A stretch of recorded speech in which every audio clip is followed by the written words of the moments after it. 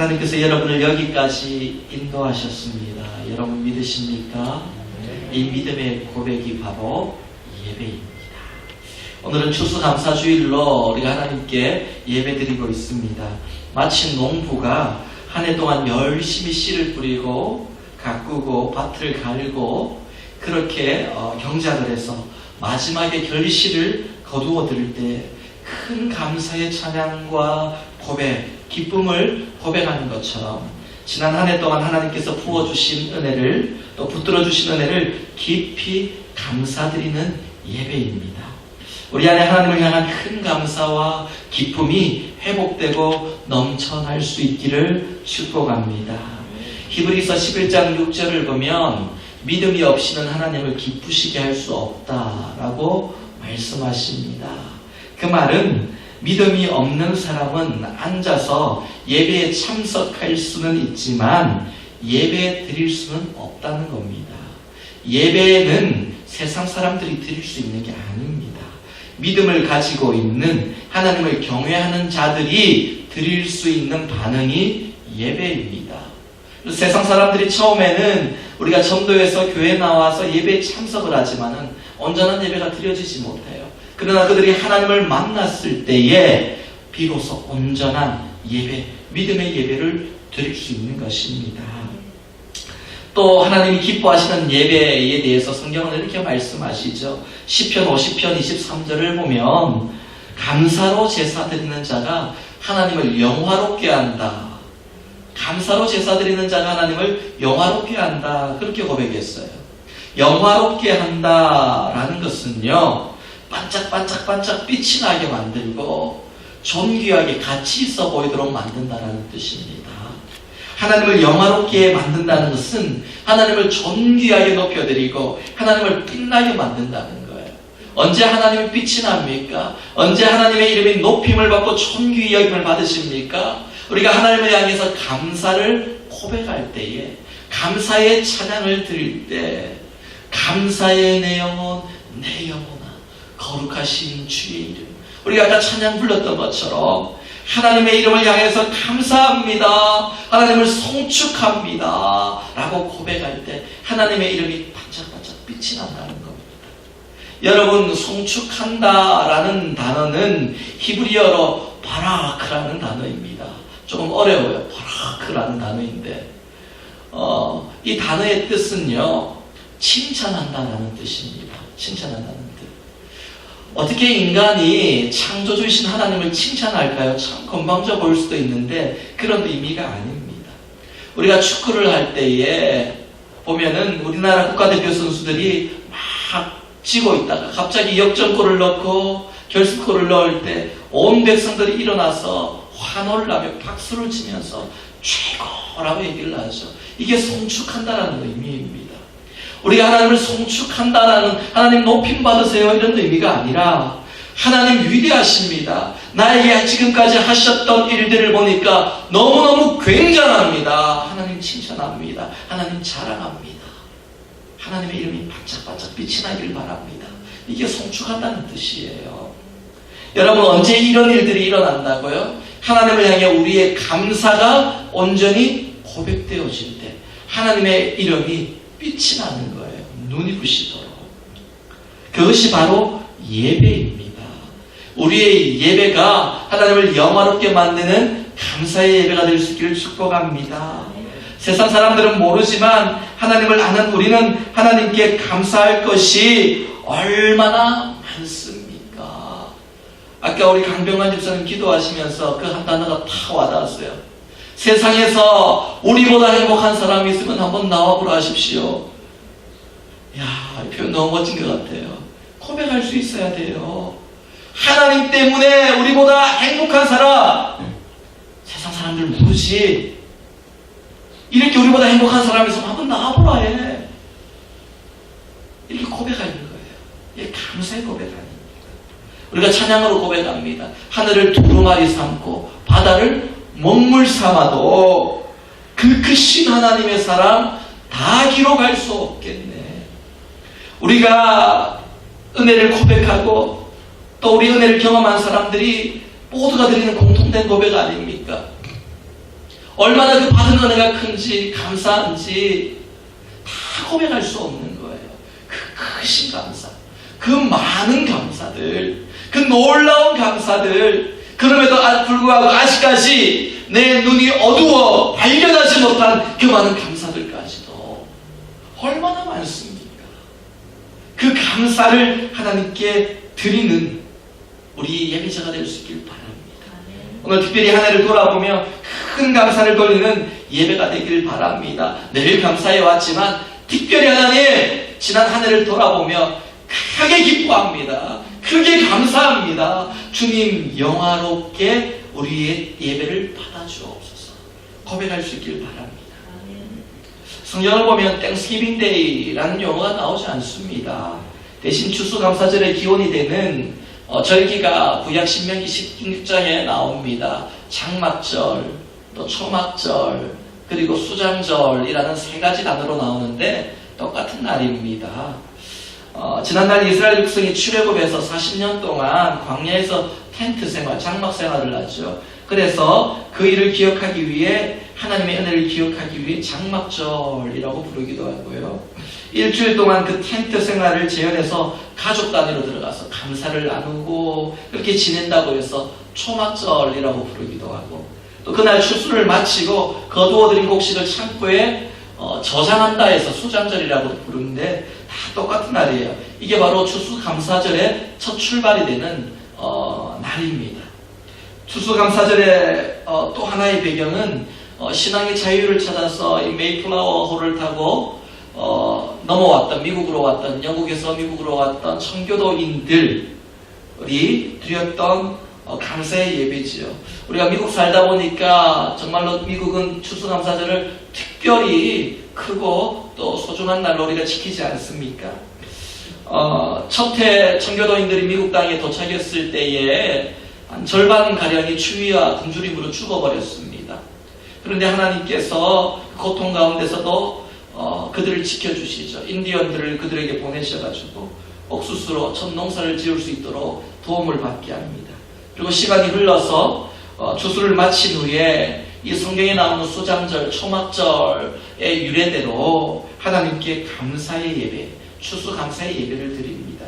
이게 땡스기빙, 추수감사절의 유래입니다. 그날 이제 인디언도 불러가 초청해서 같이 터키도 구워서 먹고 옥수수도 먹고 뭐 여러 가지를 먹는 거예요. 그래서 오늘 마치고 나서 여러분 터키 준비했습니다. 이랬고 우리 함께 그 의미를 가지고 우리가 터키를 먹을 때 야, 왜 이거 먹어? 이렇게 생각을 하지 마시고 감사의 고백이에요. 감사의 고백으로 식사할 수 있기를 바랍니다. 오늘 말씀 준비하면서 제가 감사에 대한 아름다운 이야기 좀 여러분에게 전해드리고 싶어가지고 인터넷에 감사라는 타이틀로 어떤 이야기가 있을까 검색을 해보았습니다. 그랬더니 제가 찾지 못했어요, 제대로. 여러분에게 소개할 만한 감사의 이야기가 별로 없더라고요. 컴퓨터 화면을 가득 채우는 글이 온통 국정감사, 다 국정감사로 한 페이지가 다음 페이지도 국정감사예요. 그래서 지금 한국이 좀 떠들썩하지 않습니까? 여러분 한국 위해서 기도하셔야 돼요. 나는 미국 사니까, 미국 시민권자니까 자 한국은 알아서 해야지가 아니라 우리가 기도해야 됩니다. 우리가 모르는 선교지를 위해서도 기도하는데 우리의 모국인 한국을 위해서 왜 기도를 안 합니까? 기도해야 됩니다.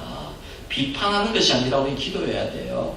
하나님의 정의가 올바르게 하나님의 방법으로 세워지도록 기도해야 됩니다. 정말 인터넷 찾아보니까 감사에 대한 이야기가 별로 없는 것 같아요. 제 기억에는 10년 전에가 더, 10년, 5년 전에 더 그런 감사의 이야기가 주위에 더 많았던 것 같아요. 요즘 더 잘 사는 것 같은데 감사의 제목들이 별로 없어요. 사람들이 감사의 제목을 잃어버리고 사는 것 같다라는 느낌을 받았습니다. 데살로니가전서 5장 18절 보면 이런 말씀이 있어요. 여러분 잘 아시죠? 범사에 감사하라. 이는 그리스도 예수 안에서 너희를 향하신 누구의 뜻이라고요? 하나님의 뜻이다. 하나님의 뜻이 뭐라고요? 범사에 감사하는 것. 범사가 무엇입니까? 모든 일에, 모든 순간에 감사하는 것이 하나님의 뜻이다. 그렇게 말씀하십니다. 참 쉽지 않은 일이에요. 여러분 중에 범사에 감사하고 있다. 나는 모델이 될 수 있다라고 하시는 분 손 한번 들어보셔요. 제가 들고 있네요. 저도 내리려고요. 저도 잘 안 돼요. 여러분, 범사에 감사하는 거 참 쉬운 거 아니에요? 우리 감사할 수 있어요. 제가 오늘 설교를 하고 이 말씀을 듣고 기도하면서 하나님 감사합니다 할 수 있는데, 여러분 아마 문 밖으로 나가면서 감사가 사라질 일들이 하나 둘 셋 나기 시작할걸요. 그런 전화가 오게 되고 그런 일들을 사람을 통해 부딪히게 되고 경험하게 될 거예요. 어떤 사람들은 예배 드리고 나가다가 비를 맞으면서 아우 뭐야 이거 오늘 이럴 수도 있어요. 감사가 사라질 일이 얼마나 많습니까? 잘 안 돼요. 그런데 이게 하나님의 뜻이라니까 참 부담이 돼요. 세상 사람이면 괜찮은데 우리가 하나님을 믿는데 하나님 뜻이라는데 이것처럼 부담되는 게 또 어디 있습니까? 아마 모두가 감사하는 인생, 범사에 감사하는 인생 살고 싶을 거예요. 그게 우리 스스로도 행복하고 좋은 일 아닙니까? 누가 불평하면서 살고 싶겠어요? 늘 감사하면서 이것도 좋아, 저것도 좋아, 이것도 행복해 이렇게 살고 싶은 게 모든 사람의 신자나 불신자나 모든 사람의 꿈 아닙니까? 그런데 문제는 성경은 우리를 향해 감사를 명령하시는데 내 마음에 감사가 안 나오는 거예요. 이걸 어떡하냐는 거죠. 감사의 삶이 어려운 것이 무엇일까? 제가 말씀을 묵상하면서 제가 한번 곰곰이 생각을 해보니까요. 이게 마음에서 우러나와야 되는 거기 때문에 힘든 것 같아요. 저도 지금까지 돌아보니까 감사주일 때 설교를 그랬던 것 같아요. 감사하십시오, 감사하십시오, 감사하십시오. 그러면서 왜 감사하지 않지라는 생각을 많이 했습니다. 믿음이 부족해. 물론 맞습니다. 그런데 더 근본적인 원인이 무엇일까? 말씀을 묵상하면서 이런 마음이 들었어요. 우리 마음이 그렇지 않은데 어떡하냐는 거예요. 마음에 감사가 없는데, 마음이 힘든데, 그런데 어떻게 감사를 해요? 이거 당연한 거 아닙니까? 감사의 삶이 어려운 것은 억지로 드릴 수 없기 때문이에요. 의무감으로, 책임감으로 배워서 할 수 있는 게 아니에요. 그래서 어떤 분들은 범사에 감사하라, 이는 그리스도 예수 안에서 너희를 향하신 하나님의 뜻이니라, 이 말씀을 들을 때마다 의지적으로 계속 결단하려고 해요. 내가 감사하겠습니다. 앞으로 감사하겠습니다. 내 생각을 바꾸겠습니다. 긍정적인 눈으로 바라보겠습니다. 이렇게 적용하는 경우가 많죠. 물론 그렇게 하면 우리의 삶들이 더 좋아집니다.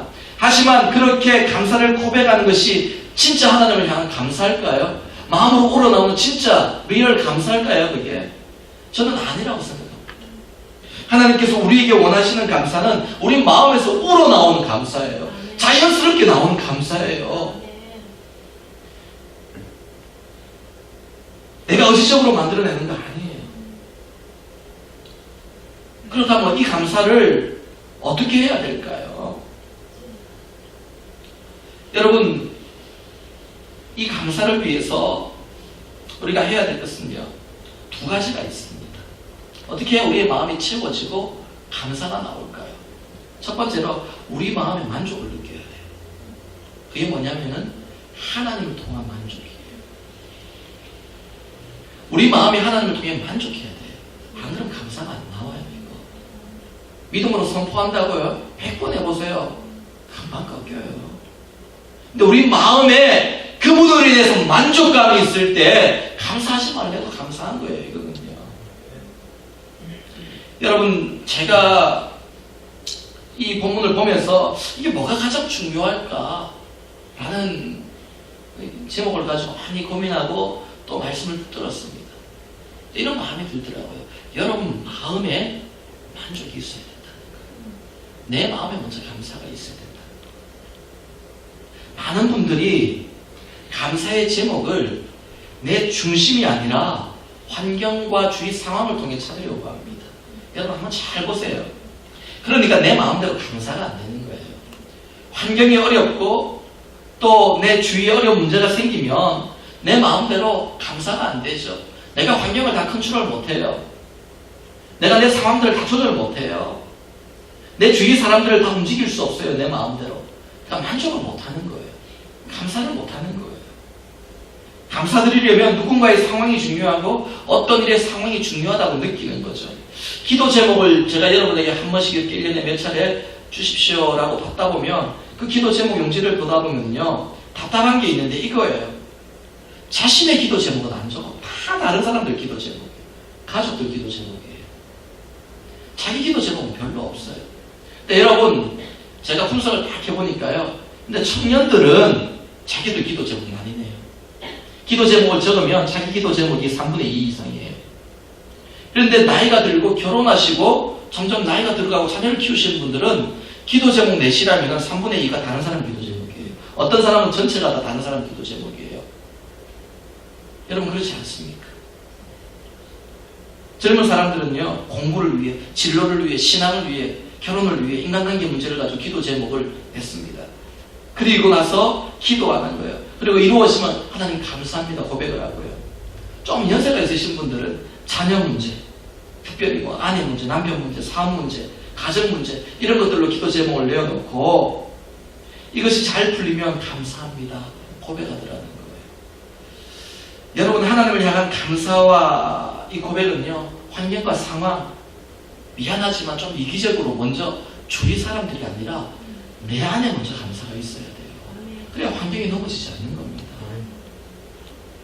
내 가정이 내 의도대로 움직이지 않더라도, 내 기업이 내 의도대로 움직이지 않더라도 내 마음에 감사가 있으면 흔들리지 않아요. 그런데 여러분, 마음에 감사가 없고 주님 한 분만으로 여러분의 마음에 꽉 차지 않으니까 환경이 흔들리는 거 아닙니까 지금?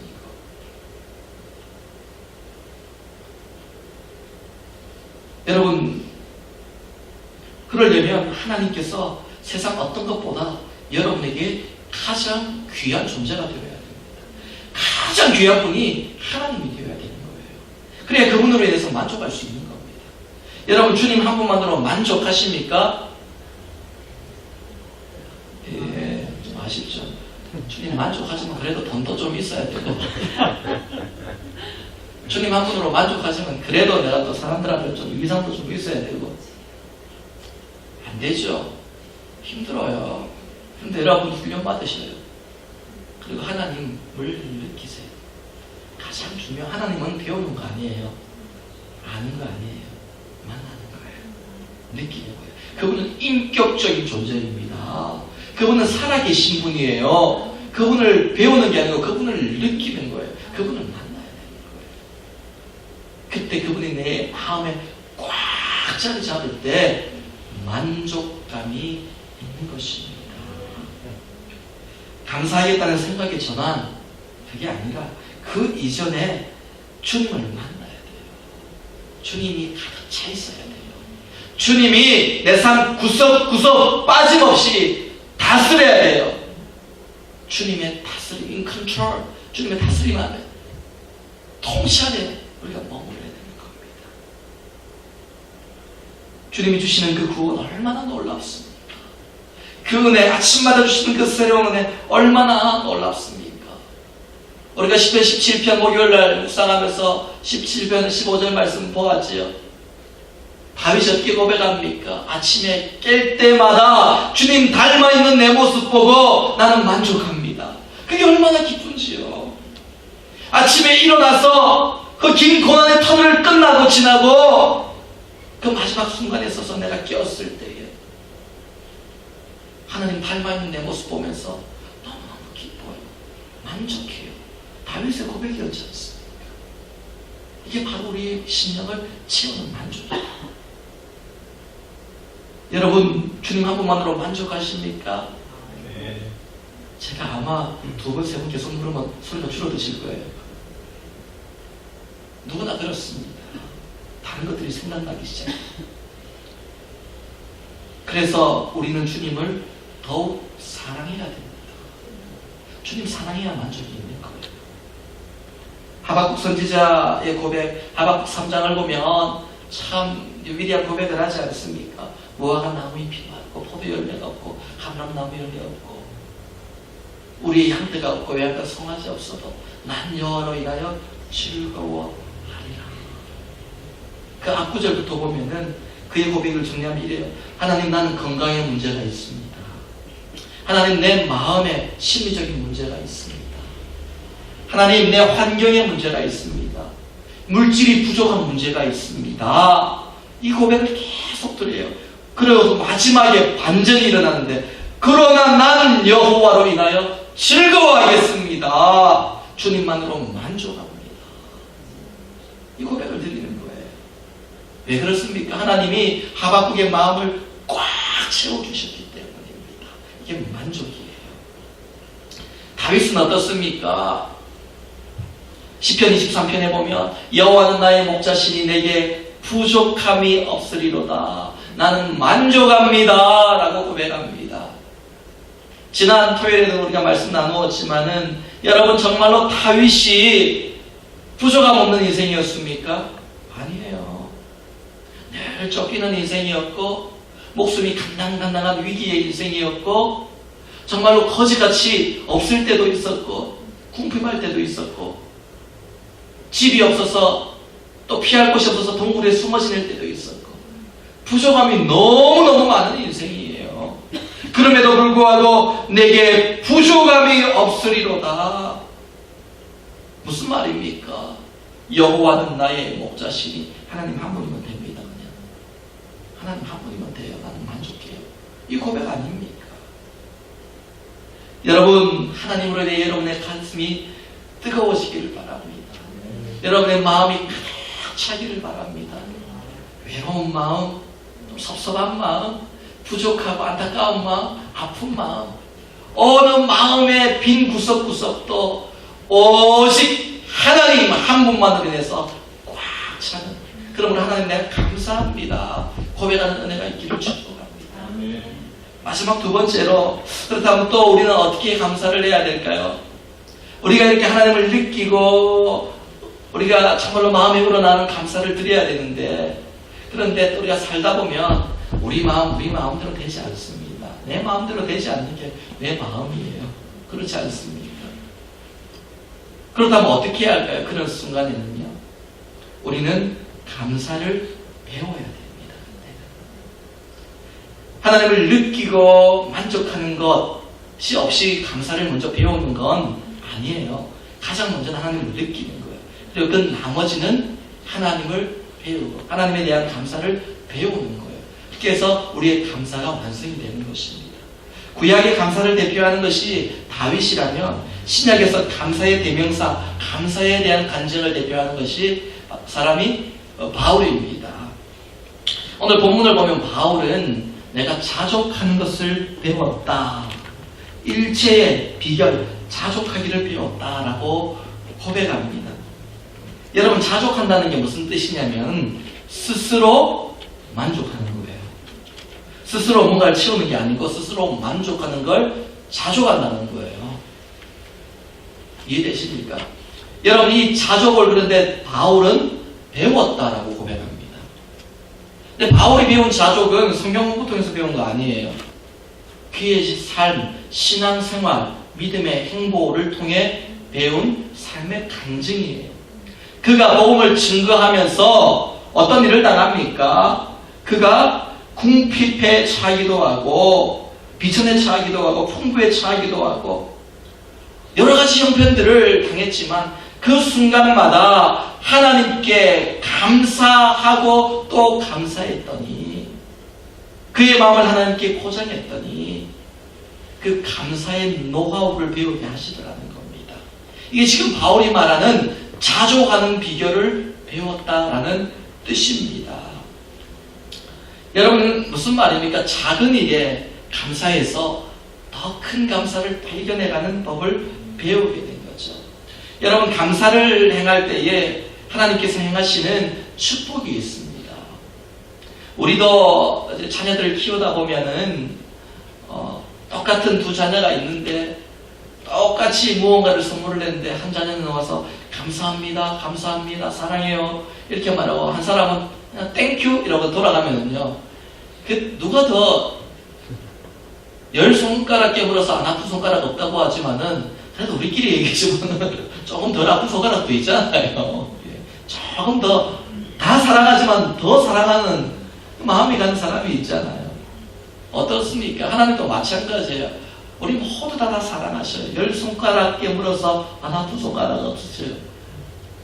하나님 우리를 다 사랑하시지만 성경을 보면은 하나님께서 우리를 다 기뻐하시는 건 아니에요. 하나님께서 우리를 다 사랑하신다 하셨지 다 기뻐한다고 말씀하지 않으셔요. 사랑은 그냥 하나님께서 우리에게 주시는 그거. 그러나 우리는 하나님께 감사함으로 하나님이 기뻐하심을 또한 받아야 되는 겁니다. 이게 성도의 모습 아닙니까? 이렇게 감사의 훈련을 통해서 하나님이 더 큰 것들을 주시더라는 것입니다. 여러분 오늘 말씀을 맺습니다. 여러분 어떤 감사의 제목을 가지고 있습니까? 만족과 체험으로 인한 감사가 위험한 한 가지 이유가 있습니다. 그 이유는 뭐냐면은 누군가의 희생을 만들 수 있기 때문입니다. 내 만족과 내 체험을 통한 감사는 누군가의 희생을 만들게 됩니다.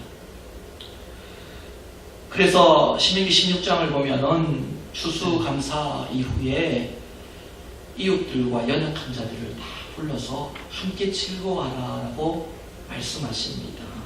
그리고 레위기 23장을 보면 맥추절, 77절에 대한 규례가 나오는데 그때도 추수를 할 때 이스라엘 백성들에게 하나님 명령하시는 것은 밭이 있으면 양쪽 내 모퉁이, 모퉁이는 잘라서 추수하지 말라고 하십니다.